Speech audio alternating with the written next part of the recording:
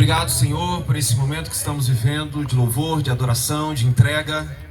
Obrigado porque o Senhor nos permite estar aqui em tão boas circunstâncias. O Senhor tem falado ao nosso coração através de vários momentos. Os amigos que vieram, já nos abraçaram, os sorrisos, os louvores que foram cantados. Senhor, tudo isso aqui foi preparado para que nós tivéssemos um encontro contigo. E obrigado porque sentimos a Tua presença aqui neste local. Tua palavra será aberta nesse momento e precisamos, Senhor, por favor, fale ao nosso coração. Queremos sair daqui transformados pelo poder da Tua palavra. Amém. Oramos em nome de Cristo Jesus. Amém. Amém. Boa tarde, ou boa noite já, né?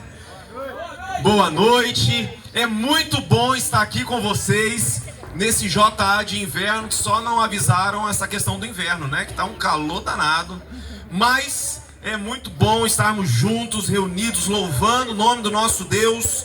E eu quero falar com vocês algo que já foi falado aqui, mas eu sempre gosto de lembrar, porque tem a ver com o Ministério Jovem, tem a ver com a identidade de todo aquele que é adventista, de todo aquele que crê e aguarda na volta de Cristo Jesus. E eu vou falar Maranata, e você responde: o Senhor logo vem. Ok, vamos lá.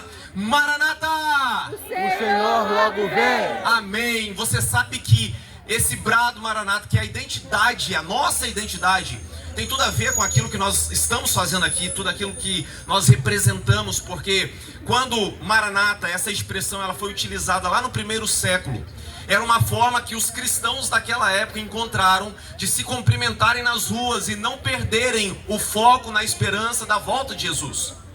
Então, quando eles estavam ali vivendo aqueles momentos ali de Jesus tendo vindo a esse mundo, vivido, morrido, e ele prometeu: olha, eu vou, mas eu vou preparar lugar e eu vou voltar para buscar vocês. Os discípulos acreditavam, a igreja no primeiro século acreditava que Jesus voltaria ainda em sua geração. E por onde eles passavam, eles começaram a cumprimentar: Maranata, Maranata, porque eles acreditavam e queriam ter bem fresco, tanto na mente quanto forte no coração, a esperança de que em breve Jesus voltaria. Você crê nisso? Amém. Você crê nessa esperança? Amém. Nós estamos aqui por isso, porque nós cremos que Jesus em breve vai voltar. Nós cremos, e é por isso que a gente se reúne como igreja, é por isso que a gente se reúne em locais públicos assim, é por isso que a gente abre a palavra de Deus, é por isso que a gente canta, que a gente louva, que a gente ainda, com tantos problemas, em meio a tantas dificuldades, ainda assim nós paramos para louvar e engrandecer o nome do nosso Deus, porque nós queremos que em breve Jesus vai voltar. Você sabe qual era o assunto mais falado por Jesus nos evangelhos? Você já parou assim quando você lê nos evangelhos, Mateus, Marcos, Lucas e João? E inclusive eu deixo aqui, se você tem tido dificuldade de estudar a palavra de Deus, se você não sabe por onde começar, eu deixo para você aqui, olha, uma ideia, uma dica importante. Normalmente é difícil, você começa ali por Gênesis, Êxodo, e às vezes é uma linguagem um pouco mais pesada, e você acaba não conseguindo dar sequência à leitura. Então, se você quer começar, pastor, eu quero começar do zero, eu quero voltar a ter vontade de ler a Bíblia, comece pelos evangelhos. Os evangelhos são histórias marcantes, emocionantes, porque a gente aprende cada vez mais ali como Jesus ele viveu, como Jesus ensinou. E qual era a mensagem? Essa pergunta: qual era a mensagem principal pregada e ensinada por Jesus? Alguém consegue aí lembrar da leitura, do estudo que você já fez? Olha, Jesus não pregava muitos sermões. Na verdade, você vai perceber poucos momentos na Bíblia que Jesus ele estava pregando, assim como eu estou aqui. Jesus pregava de outras formas. Quando ele estava conversando na casa de alguém, curando, ensinando, mas poucos momentos que Jesus se colocava numa sinagoga, num templo, para pregar, como nós estamos fazendo aqui. Mas em todos os momentos que Jesus pregava de alguma forma, Jesus, nesse tema que nós vamos inclusive falar hoje, nessa tarde aqui, só para você ter uma ideia, no Evangelho de Mateus, esse tema aparece 50 vezes. No Evangelho de Marcos, 16 vezes. No Evangelho de Lucas, 40 vezes. E no Evangelho de João, 3 vezes. E esse tema que Jesus fala, e por que eu estou falando isso nessa tarde? Porque eu vou pregar, nós vamos conversar sobre esse tema nessa tarde. Porque se Jesus repetiu tantas vezes sobre esse tema, de fato é um tema importante. merece a nossa atenção, merece a nossa consideração, merece que a gente pregue mais, fale mais sobre isso. E o tema que Jesus mais falou, repetiu mais vezes, era o tema do reino de Deus. A expressão reino de Deus e reino dos céus aparecem mais de 100 vezes nos evangelhos, de acordo com como eu citei aqui em cada um dos evangelhos, alguns mais, outros menos. E Jesus, ele deixava bem claro a ideia de que ele veio para implantar o seu reino. Veja, quando Jesus veio, até mesmo os evangelhos dizem e destacam que quando Jesus veio, ele veio para os seus e os seus não Não o quê? O reconheceram. Receberam. Embora os mesmos evangelhos narrem que Jesus ele veio na plenitude dos tempos, ou seja, Jesus veio no tempo certo, tudo estava bem organizado. Só que, o que aconteceu? Jesus ele veio no tempo certo, só que a igreja não estava preparada para receber o Jesus que veio. Preste atenção no que eu estou falando. É até meio confuso de entender. A igreja da época queria o Messias, ansiava pelo Messias. Eles sabiam das profecias sobre a vinda do Messias. Só que quando o Messias veio, eles falaram mais ou menos assim: não é esse tipo de Cristo que nós queremos. Nós queremos um outro Cristo. Nós queremos um outro Messias. Por isso que Jesus, quando ele começou a ensinar, começou a pregar, algumas pessoas seguiam a Jesus, algumas pessoas começaram a aceitar a Jesus, só que muitas pessoas começaram a rejeitar, porque elas não tinham no coração, elas queriam o Messias, mas não queriam aquele Messias. Elas criaram para si uma figura de Messias. E quando eu penso sobre isso, você sabe que a história, nada se cria, tudo se copia. E veja que não é muito diferente hoje. Muitos de nós lotamos igrejas, lotamos cultos à procura de um Messias que não está aqui nas Escrituras Sagradas. Um Messias que eu chego a dizer que nunca existiu e nunca vai existir. Que tipo de Messias, que tipo de Cristo você está esperando? Que tipo de Cristo você espera? Aquele Cristo que você esfrega uma lâmpada mágica e faz o seu pedido e ele vai responder? Aquele Cristo Papai Noel, que se você for bonzinho, você vai receber uma bênção lá no final? Você sabe que muitas vezes nós criamos falsos tipos de Messias, esperando de Cristo, e quando isso acontece, muitas vezes a gente se frustra. A gente chega num determinado momento da nossa vida e a gente começa a se frustrar. Jesus ele veio e ele começou a ensinar de fato o que é o reino de Deus, o reino dos céus. Só que quando você olha para os evangelhos, uma curiosidade que aparece quando Jesus começa a falar sobre o seu reino. Jesus ele fala sobre o seu reino e parece que e dá um nó também na cabeça dos discípulos, e muitas vezes dá um nó na nossa cabeça hoje também, porque Jesus ele fala sobre o reino de Deus, o reino dos céus, e essa expressão 108 vezes é o total de vezes que aparece nos evangelhos. 108 vezes Jesus aplica essa expressão para o presente. Então em muitas parábolas você vai se lembrar que Jesus fala assim: olha, porque o reino de Deus é como, e ele dá um exemplo. Porque o reino dos céus é semelhante, e ele ensina uma outra lição. Apenas uma vez aparece a expressão reino de Deus, reino dos céus, no futuro. Apenas uma única vez, que é em Mateus capítulo 25. Todas as outras vezes essa expressão aparece no presente. Então, quando você olha sobre o reino de Deus, o reino dos céus, aquilo que Cristo está prometendo, ensinando e colocando no coração dos seus discípulos, e claro, chega também a preencher o nosso coração nessa tarde, nessa noite, nesse início de semana. De fato nós precisamos viver o reino de Deus agora, ou o reino de Deus é aquilo que vai acontecer quando Jesus voltar? Para quando que é o reino de Deus? Quando que eu devo esperar o reino dos céus? É agora ou quando Jesus voltar? Agora. Existem dois versos que eu quero ler com vocês. Esses dois versos, eles não explicam de uma forma muito clara, mas eles mostram como esse assunto ele é lidado nos evangelhos. Eu quero ler com vocês. O primeiro está no Evangelho de Mateus. Evangelho de Mateus capítulo 4,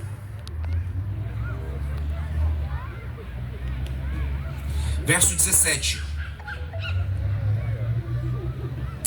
Você está com a sua Bíblia aí? Pega a sua Bíblia, pode ser no smartphone, pode ser... Mas abre aí, são 2 versos apenas que nós vamos ler. Então são 2 versos que é muito importante que você abra, que você participe aí, que você não deixe nada atrapalhar. Eu sei que em local aberto assim, não é muito fácil conseguir se concentrar, eu sei disso. Mas esse é um momento importante. Nós oramos e pedimos que o Espírito Santo, e nós de fato acreditamos que Ele está aqui entre nós. Amém. Deus tem uma mensagem para você nessa tarde. Você não veio aqui em vão.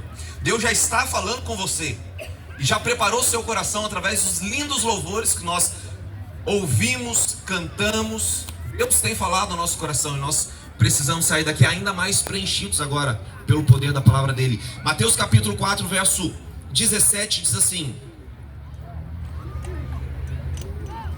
daí em diante, Jesus começou a anunciar a sua mensagem. Olha só que interessante. Aqui Jesus iniciando o seu ministério. Daí em diante, Jesus começou a anunciar a mensagem. Ele dizia: arrependam-se dos seus pecados, porque o reino de Deus está próximo, perto. Olha só que interessante. Aqui Jesus começa a falar no futuro. Olha, arrependam-se, porque o reino de Deus está próximo. Agora outro verso. Lucas, Evangelho de Lucas, capítulo 17.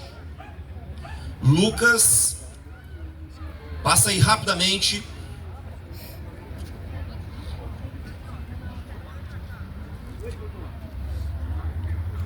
Lucas 17, verso 20 e 21.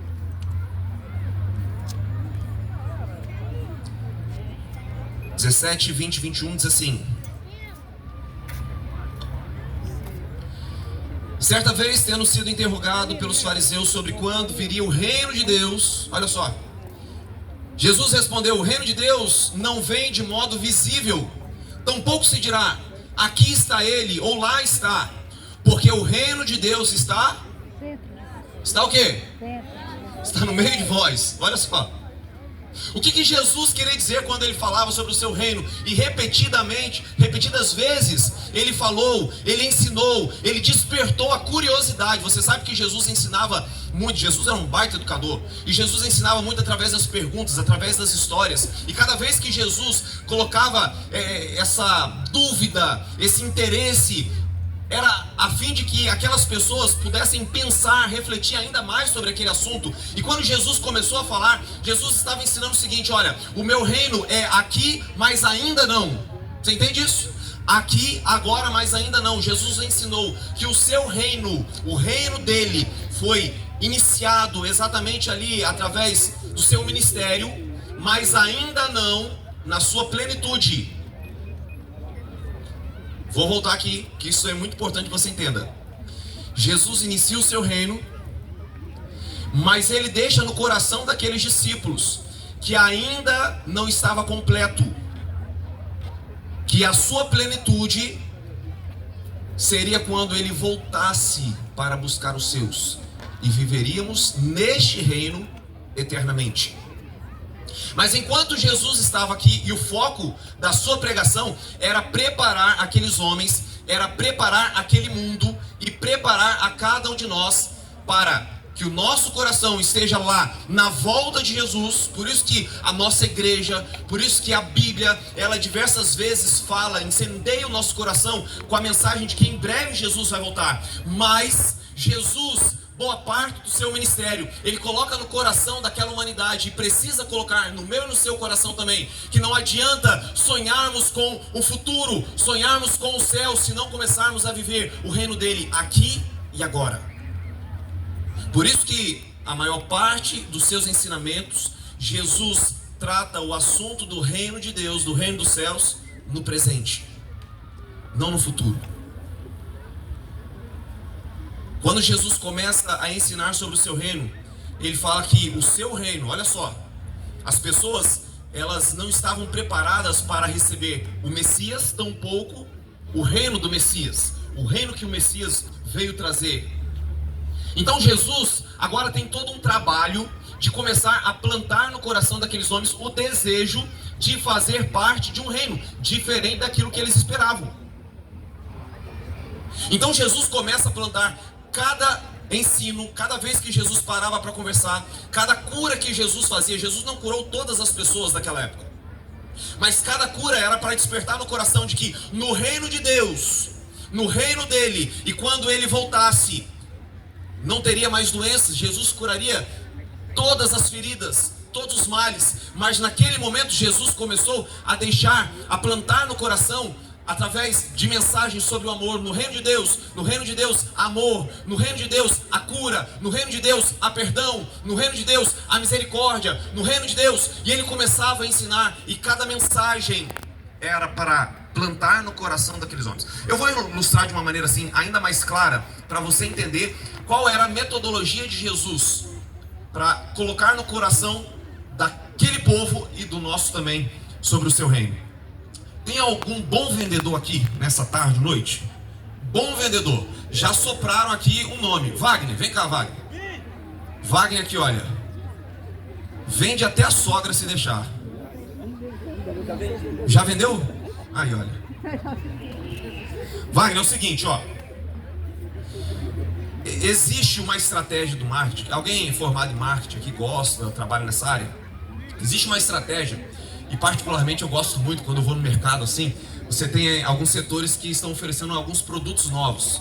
E eles utilizam um método para captar novos clientes, que é a amostra grátis. Alguém já pegou a amostra grátis aí? Levanta a mão. Já? E quando o produto é bom, dá vontade até... Esses dias eu vou sair da academia, tinha uma loja de produto natural, estavam dando ali aquelas barrinhas de proteína. Eu entrei numa vez, a vontade era de ficar voltando assim. Que barrinha gostosa. E às vezes a gente fica com vergonha, né? Mas qual que é a ideia da estratégia? É fazer você provar, e se provar, gostar, e se gostar, comprar. Então eu tenho aqui uma amostra grátis. E vamos fazer o seguinte: você vai provar, você não vai falar o que é. Você só vai vender o produto, sem falar o que é. Você vai falar se é bom, se é ruim, se vale a pena, se não vale, o sabor, mas sem falar, e o povo aí vai ter... Vamos ver se você é bom vendedor mesmo. Eu quero que tenha uma fila aqui de gente para comprar esse produto. Gente, não tô patrocinando nada não, viu? Não recebendo patrocínio de nada não, viu?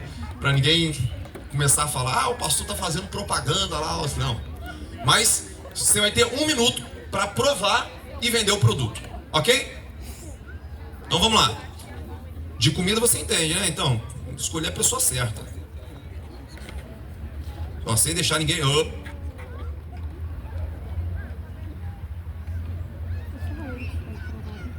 Todo mundo olhando pra ele assim, né? Todo mundo com fome, só ele comendo, né? Tem gente que gosta, tem gente que não gosta, né? Eu não sei. Seu sabor aí. Eu mesmo não provei, não sei se é bom.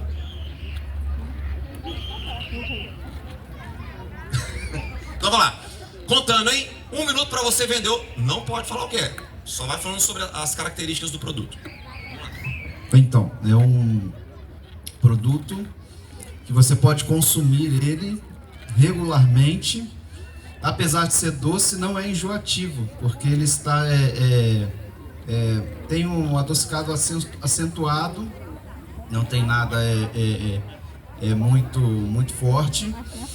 É um produto que traz energia, que traz satisfação, saciedade, né? O pessoal fala, saciedade. E é um produto que pode ser consumido antes ou depois das refeições, do almoço, né? De repente, depois do jantar. É um produto sem contraindicações. Porém, o único cuidado que tem que ter é que é um produto mais calórico e que precisa ser consumido com moderação. Assim como eu provei pequeno tablete, se você provar pequenos pedaços regularmente, você não tem perigo de engordar, enfim, de fugir da sua dieta. Acho que é isso aí. E aí, foi bom? Sauda, quem gostaria de experimentar e comprar esse produto? Deixa eu ver, levanta a mão aí. Uma saudação aqui pro Wagner, então, olha. Saudação, obrigado, viu, Wagner? Ó, qual é a estratégia de Jesus? Jesus foi o maior marqueteiro da história. O que Jesus fez? Quando Jesus iniciou o seu ministério, nada mais, nada menos, Jesus, ele começou a oferecer amostras grátis do seu reino. Você nunca mais vai esquecer isso. Jesus começou a divulgar, apresentar, fazer com que as pessoas provassem, e cada vez que as pessoas provavam a cura, cada vez que elas provavam o amor, cada vez que elas provavam o perdão, cada vez que elas provavam parte do sabor do Evangelho, a ideia de Jesus era colocar, despertar naquelas pessoas de que o reino dele era um reino gostoso, era um reino que merecia fazer parte. Tal qual a estratégia de amostra grátis, quando você vai no mercado, você compra aquele produto, é porque você gostou do produto, você provou, aquilo fez bem para você, e você sai dali querendo não apenas consumir o produto, mas você começa a encontrar as pessoas e fala assim: olha, nossa, eu comprei um pão na padaria esses dias, que pão gostoso. E aquele pão assim, olha, é um pão assim diferente, crocante. E você começa a falar, porque se é bom para você, você quer que outras pessoas também provem, outras pessoas também consumam aquele produto. E Jesus, ele utilizou essa estratégia para começar a divulgar, a espalhar no coração de toda a humanidade que é bom fazer parte do reino de Deus. A estratégia deu tanto certo que hoje eu e você estamos aqui por isso. Pessoas provaram lá atrás, pessoas se encantaram com o Evangelho, pessoas se apaixonaram por Cristo e quiseram fazer parte do seu reino. Amigos, eu e você, nós temos a oportunidade de provar o reino de Cristo Jesus, de provar o Evangelho todos os dias. Ninguém é obrigado a gostar, ninguém é obrigado a falar assim: olha, não, eu estou aqui porque... Não, ninguém é obrigado. Na verdade, a fé, o cristianismo não obriga você a fazer nada. Todos nós somos livres. Mas eu e você, nós temos o privilégio, e isso é dado a todos nós, a todos nós é ofertado a experiência de provar o Evangelho, de provar Cristo Jesus. E deixa eu falar uma coisa para você, olha para mim aqui agora, preste bastante atenção. Um verdadeiro cristianismo não é apenas na experiência das outras pessoas, porque o Wagner pode vir aqui, ele pode provar, ele pode falar que é bom, ele pode dar as melhores características daquele produto, mas só vai saber de fato se presta ou se não presta, se é bom ou se não é bom, se vale a pena ou se não vale, se você provar. Tem muita gente que vive uma vida inteira da experiência de outras pessoas, pessoas que não vivem a sua própria experiência com Cristo Jesus, pessoas que vivem apenas, porque o Deus de Abraão, de Isaac e de Jacó, maravilha, Deus foi o Deus dessas pessoas, fez maravilhas através desses grandes homens do passado, mas Deus precisa e quer fazer maravilhas na sua vida hoje. Você precisa provar, você precisa ter essa experiência. Eu e você, nós somos chamados hoje para viver essa experiência, a experiência de provar Cristo Jesus, provar o Evangelho. E cada um de nós temos uma experiência diferente. Você lembra a primeira vez que você provou o Evangelho? Primeira vez que você conheceu sobre Cristo Jesus? Cada um de nós aqui temos uma experiência. A minha experiência, ela surgiu através dos meus pais. E alguns conhecem aqui. Um dia alguém saiu do conforto da sua casa e decidiu subir lá no Recanto do Sol, que naquela época era muito difícil subir lá em Volta Redonda, e subiu lá naquele morro lá que não tinha asfalto, não tinha nada, batendo de porta em casa, de porta em porta, de casa em casa, oferecendo estudos bíblicos. Não sei quantos conheceram aqui o Rogério. Foi o irmão Rogério. E ele subiu lá, e a minha família toda professava uma outra denominação, na verdade, apenas de nome. Mas meus pais abriram a casa para eles começarem. Foram 5 anos de estudo bíblico. 5 anos, não foi fácil. Mas você está entendendo que eu tenho a minha história. Eu tenho um motivo pelo qual eu estou aqui hoje. Você também tem uma história. Talvez as pessoas, quando olhem para você hoje, falem assim: olha, eu não consigo enxergar, porque a sua vida, como você era antes e como você agora, parece papo de outro CPF. Parece que mudou completamente a pessoa. Você tem alguma história assim? Conhece alguma história assim? O Evangelho tem o poder de transformar vidas, de transformar corações. E é exatamente isso que Jesus começou a plantar. Exatamente isso que Cristo nos convida nessa tarde, nessa noite, nesse início de semana. Cristo convida você a provar. E cada um, eu volto a falar, todos nós precisamos ter uma experiência Eu preciso ter a minha experiência com Deus. Você precisa ter a sua experiência com Deus.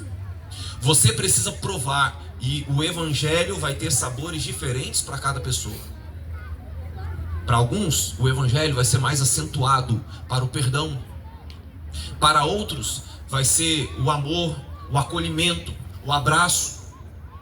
Para outros, vai ser a justiça em um mundo de tanta injustiça. E você vai enxergar o evangelho, vai enxergar Cristo como a justiça de Deus na sua vida. Para cada um de nós, o evangelho vai se despertar de alguma forma. Mas o evangelho, em geral, a depender do seu sabor, ele tem o poder de transformar cada vida que está aqui. Só que tem um outro detalhe que eu quero fechar a mensagem com esse sentido, com essa mensagem. Eu quero que você saia daqui com esse pensamento. Jesus nos convida primeiro a provar. Só que, da mesma forma que aconteceu lá no passado, alguém provou, saiu de casa, se encontrou com você e começou a pregar, ensinar o evangelho, apresentar para você. Você provou o evangelho porque alguém um dia se dispôs a ensinar. Da mesma forma, Cristo chama você hoje, que provou o evangelho, que gostou do evangelho, que comprou o evangelho, apresentar esse evangelho para as pessoas que estão ao seu redor.